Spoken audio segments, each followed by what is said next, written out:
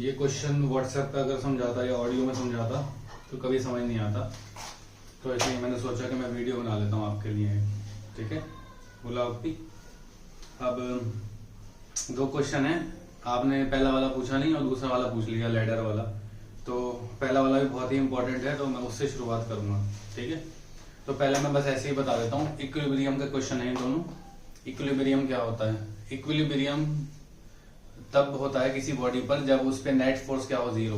अगर वो रुकी है तो रुकी रहती है, और अगर चल रही है तो चलती रहती है यूनिफॉर्म वेलोसिटी से। उसमें नेट एक्सटर्नल फोर्स क्या होती है, जीरो। तो रोटेशन में मैकेनिकल इक्विलिब्रियम हमने तुम्हें पढ़ाया था। मैकेनिकल इक्विलिब्रियम में क्या होता है, स्टैटिक इक्विलिब्रियम होता है और रोटेशनल इक्विलिब्रियम भी होता है। मतलब ट्रांसलेशनल इक्विलिब्रियम होता है और रोटेशनल इक्विलिब्रियम। ट्रांसलेशनल इक्विलिब्रियम मतलब लीनियर मोशन नहीं होगा बॉडी का, मतलब नेट फोर्स क्या होगी, जीरो। नेट फोर्स क्या होगी, जीरो। यहाँ ऊपर लिख रहा हूँ, दिख रहा है कि एफ नेट क्या होगी, जीरो। रोटेशनल इक्विलिब्रियम क्या होता है, नेट टॉर्क क्या होगा, जीरो। टॉर्क की वजह से क्या होती है, बॉडी रोटेट करती है। तो अगर रोटेशनल इक्विलिब्रियम है तो मतलब बॉडी रोटेट नहीं कर रही है, वैसी की वैसी ऐसी पड़ी है। ठीक है, तो ना ही ऊपर नीचे जा रही है ना ही घूम रही है। तो ये बेसिक आइडिया है इस क्वेश्चन का, जिससे क्वेश्चन आसानी से सॉल्व हो जाएगा। बाकी कैलकुलेशंस हैं। अब आते हैं एग्जाम्पल 7.8 पर, जो तुमने नहीं पूछा था, मैं बता रहा हूँ। A metal bar 70 centimetre long and 4 kg इन मास। एक मेटल बार बनाते हैं, एक मेटल बार है। ठीक है, ये कितना है, इसकी लेंथ कितनी है, 70 सेंटीमीटर है इसकी length. Length is 70 centimetre, 70 centimetre long, 4 kg इन मास। अच्छा, अगर इसका मास 4 kg है तो यूनिफॉर्म बॉडीज का जो मास होता है वो सेंटर ऑफ मास पे लाई करता है या सेंटर ऑफ ग्रेविटी पर। ठीक है, centre of gravity centre of mass एक ही होते हैं, बताया था मैंने।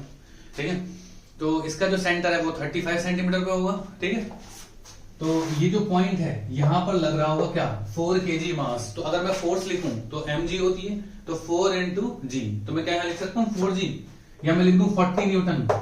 मैंने डायरेक्ट 40 न्यूटन लिख दिया कंफ्यूजन अवॉइड करने के लिए। mg, m is 4, g is 10, जी 9.8 भी ले सकते हैं, मैंने 10 ले लिया।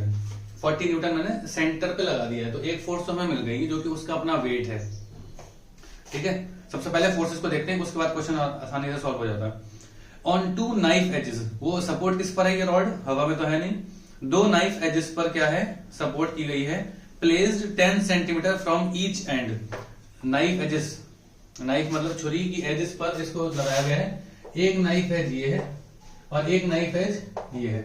ठीक है, नाइफ एज हर एंड से 10 सेंटीमीटर पे है, मतलब ये जो नाइफ एज है वो कितने पर है, 10 सेंटीमीटर पर, और ये भी 10 सेंटीमीटर पर। ये डिस्टेंसेस जो हैं ये इंपॉर्टेंट है, क्योंकि अभी हम टॉर्क लिखेंगे तो टॉर्क देखते हैं तो डिस्टेंस देखते हैं एक्सेस ऑफ रोटेशन से। ठीक है, a 6 kg load is suspended at 30 centimetre from one end. किसी भी एक एंड से एक और वेट लटकाया जिसका मास कितना दे रखा है, 6 kg। 6 kg दे रखा है, तो फिर से उसका वेट कितना हो जाएगा, 6 into 10 mg होता है, तो 60 न्यूटन। डायरेक्ट लगा दो, तो मैंने यहां पर लगा दिया क्या, 60 न्यूटन। ये कितने डिस्टेंस पर है, 30 सेंटीमीटर पर है एक डिस्टेंस है। ठीक है, इतना समझ आ गया। जैसा क्वेश्चन बोल रहा है वैसा करते जा रहे हैं, हल्के हल्के बता रहा हूं ताकि इसकी बेसिस पर क्वेश्चन हो जाए। मैं दूसरे वाले का सॉल्यूशन अभी नहीं बताऊंगा तुम्हें, तुम पहले ये वाला करना। ठीक है, उसके बाद उस वाले को ट्राई करना इस बेसिस पर, क्योंकि अगर कॉन्सेप्ट समझ में आ गया तो नए क्वेश्चंस हो जाएंगे, नहीं तो फिर क्या होगा, तुम रटती जाओगी मेथड को। रटना नहीं है, क्वेश्चन के अकॉर्डिंग हमने सब चीजें बना दी हैं। अब देखो, find the reactions at the knife edges. Find the reactions at the knife edges. यहाँ पे हमारा काम खत्म हो गया बुक का, अब इसको हम रख देते हैं। अब देखो, हमें रिएक्शंस, नॉर्मल रिएक्शंस निकालने हैं। देखो, जब भी दो बॉडीज कांटेक्ट में आती हैं तो कांटेक्ट फोर्सेस लगती हैं। तो जो परपेंडिकुलर होती है सरफेस की वो कौन सी होती है, नॉर्मल। जो अलोंग होती है वो फ्रिक्शन होती है, स्टैटिक फ्रिक्शन। तो यहाँ पे ऊपर की तरफ क्या लगेगा, N1। ठीक है, normal reaction due to knife edge 1। यहां पर क्या लगेगा, N2। ठीक है, बस अब क्या करना है, rotational equilibrium, translational equilibrium. Translational equilibrium अगर जब लिखेंगे तो ट्रांसलेशन में मुझे फोर्सेस बताओ कौन कौन सी हैं। ऊपर N1 N2, नीचे 60 और 40। तो क्या मैं लिख सकता हूं, मतलब इसको मैं तुम्हारे लिए बना देता हूं। ऊपर N1 और N2 और नीचे की तरफ 60 और 40 न्यूटन। ठीक है। तो अपवर्ड फोर्स क्या है, डाउनवर्ड फोर्स के बराबर है। Net upward force net downward force के बराबर है। क्यों ऐसा बोल रहा हूं मैं, क्योंकि ये ट्रांसलेशनल इक्विलिब्रियम में है, रॉड ऊपर नीचे कहीं नहीं जा रही है। तो लिख सकता हूं मैं N1 plus N2 equals to 100 newton, 60 plus 40 100 newton, equation 1। अब ट्रांसलेशनल इक्विलिब्रियम की इक्वेशन लिख ली हमने, मैंने यहाँ मेंशन नहीं किया ट्रांसलेशनल इक्विलिब्रियम। अब रोटेशनल इक्विलिब्रियम के लिए नेट टॉर्क जीरो करते हैं। नेट टॉर्क निकालने के लिए क्या करते हैं, हम एक्सेस को पकड़ते हैं। कोई भी एक एक्सेस चूज करना पड़ेगा जिसके और बॉडी रोटेट कर रही है। तो जनरली हम कोई सा भी एक्सेस ले सकते हैं, ठीक है। तो मैं एक काम करता हूं, देखो जो फोर्सेस अननोन है, अगर उसमें से किसी एक फोर्स को एक्सेस मान लो तो उस फोर्स का टॉर्क जीरो हो जाता है, क्योंकि जो फोर्स एक्सेस से पास होती है उसका टॉर्क क्या होता है, जीरो, हमने पढ़ा था। तो अगर मैं N1 को एक्सेस मान लूं, N1 को क्या मान लूं, एक्सेस, तो N1 का टॉर्क जीरो हो जाएगा, बाकी सारे जो टॉर्क हैं वो आएंगे, ठीक है। तो anti clockwise torque clockwise torque के बराबर हो जाता है। तो देखो ये दोनों फोर्सेज जो हैं 60 न्यूटन और 40 न्यूटन, इसको कहां घुमा रही है, क्लॉकवाइज, और N2 इसको कहां घुमा रहा है, एंटी क्लॉकवाइज। तो N1 का तो टॉर्क जीरो हो ही गया है, तो 60 न्यूटन का टॉर्क देखो। अब देखो इसमें मैं 60 प्लस 40 करके 100 न्यूटन का टॉर्क नहीं लिख रहा हूं, क्योंकि दोनों अलग अलग पॉइंट्स पे लग रहे हैं। तो फोर्स जब अलग अलग पॉइंट्स पे लगती है एक्सेस से, तो टॉर्क की वैल्यू डिफरेंट होती है।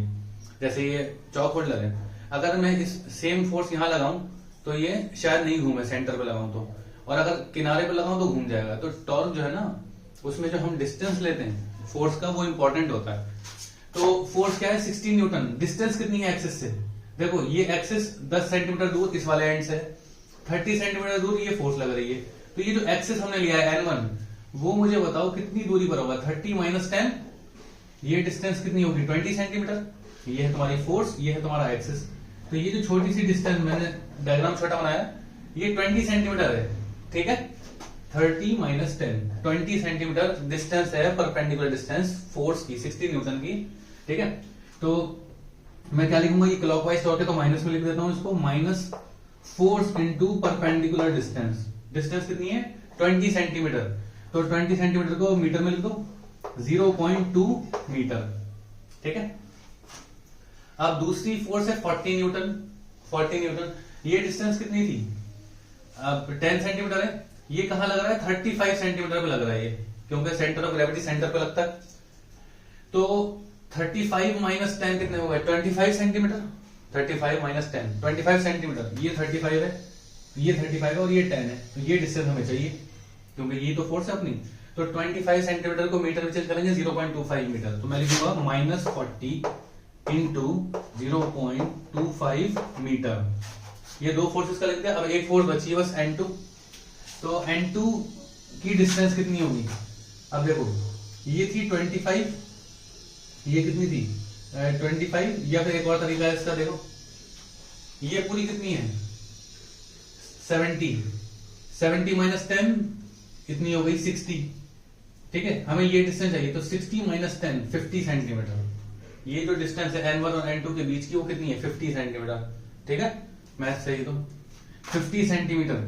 तो अब इसका क्लॉकवाइज टॉर्क है, तो प्लस N2 लिखूंगा मैं इसको, N2 इंटू 50 सेंटीमीटर को 0.5 metre equals to 0, net torque 0। इसको उठा के उधर ले जाओ, 60 इंटू 0.2 कितना होगा, 6 टू 12, 120। तो एक से पहले लगाएंगे तो 12 आ जाएगा, माइनस 12 उधर जाएगा, ठीक है। तो 0.5 इंटू N2 उधर क्या जाएगा 12, प्लस 25 फोर द 100 होते हैं, 25 फोर द 100 होते हैं, और 100 के सामने एक 10 और लगा देंगे तो 1000 हो जाएगा। 2 से पहले लगाएंगे तो 10, ठीक है। 1000, 2 से पहले डेसिमल लगाएंगे तो 10 बचेगा। तो 0.5 N2, 0.5 N2, 10 प्लस 12 22। N2 कितना आ गया, N2 कितना आ गया 22 अपॉन 0.5, 22 अपॉन 0.5, पॉइंट हटाया 0 बढ़ाया, 5 4 5, 5 4 20, 5 4 20। N2 कितना आ गया 44 न्यूटन, ठीक है। इसको इसमें पुट कर दो तो N1 कितना आ जाएगा 56 न्यूटन, ठीक है। समझ आया। तुम जरा ना ये वाला मैंने जैसे भी समझाया उसको समझ के एक बार खुद से अटेम्प्ट करो बिना देखे, फिर अगला वाला क्वेश्चन अटेम्प्ट करना खुद से, ठीक है? फिर मुझे बताना, नहीं हो तो फिर मैं बता दूंगा।